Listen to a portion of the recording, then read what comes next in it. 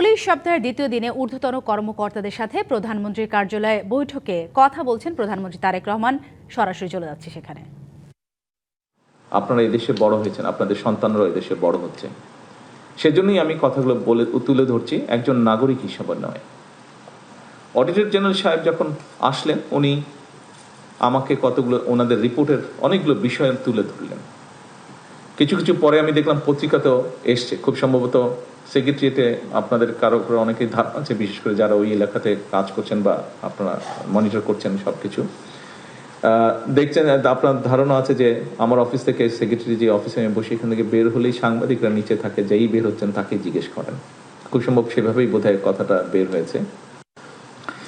Auditor general সাহেব আমাকে অনেকগুলো বলার মধ্যে আমি খুব আশ্চর্য হয়েছি। আগে পত্রিকায় পড়েছিলাম, স্বাভাবিকভাবে পত্রিকায় অত ওভাবে না থাকলে অডিটর জেনারেল যেহেতু অডিট করেছেন, পরিষ্কারভাবে কথাগুলো ফুটে উঠেছে বা বেরিয়ে এসেছে, উনি যেহেতু ইনভেস্টিগেট করেছেন। রূপপুর সম্পর্কে উনি বলেছিলেন আমাকে যে রূপপুরে স্বাভাবিকভাবে যে প্রজেক্ট হয়েছে সেখানে ফুল ফার্নিশ কোয়ার্টার তৈরি করা হয়েছে বিদেশি যারা আসবে তাদের জন্য। সেখানে বালিশ যখন কেনা হয়েছে, সেই বালিশের দাম ধরা হয়েছে 80,000 টাকা।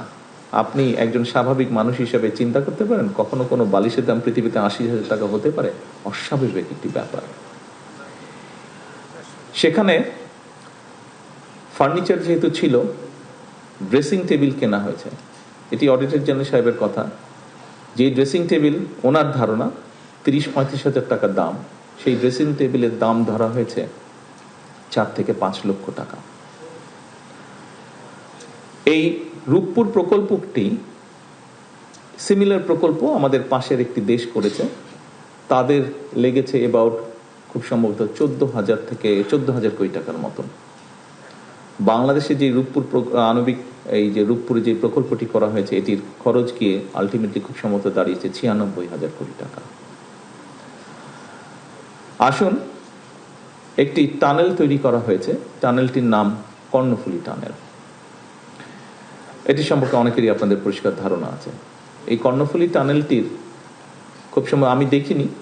কর্ণফুলী টানেলটি, এটা মিনিস্টার সাহেব বলতে পারেন, বোধহয় পার হয়ে গিয়ে ওপারে গেলে বোধহয় একটি জায়গায় কতগুলো খুব স্ট্যান্ডার্ড বেশ লাক্সারিয়াস সর্ট অফ অ্যাপার্টমেন্ট বা বিল্ডিং তৈরি করা হয়েছে, যার কোনো প্রয়োজন ছিল না। এখানে কয়েক শত কোটি টাকা খরচ হয়েছে।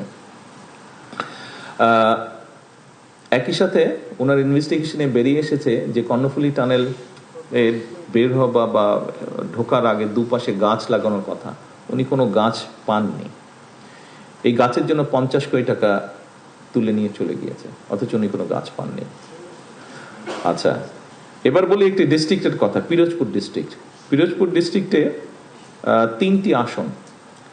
ঈদ আসবে, সাথে ক্যাশব্যাকও আসবে। নিজের বা প্রিয়জনের জন্য কেনাকাটায় এবারও নগদ পেমেন্টে পাচ্ছেন দারুণ ক্যাশব্যাক। তাই যাই কিনুন, পেমেন্ট করুন নগদে।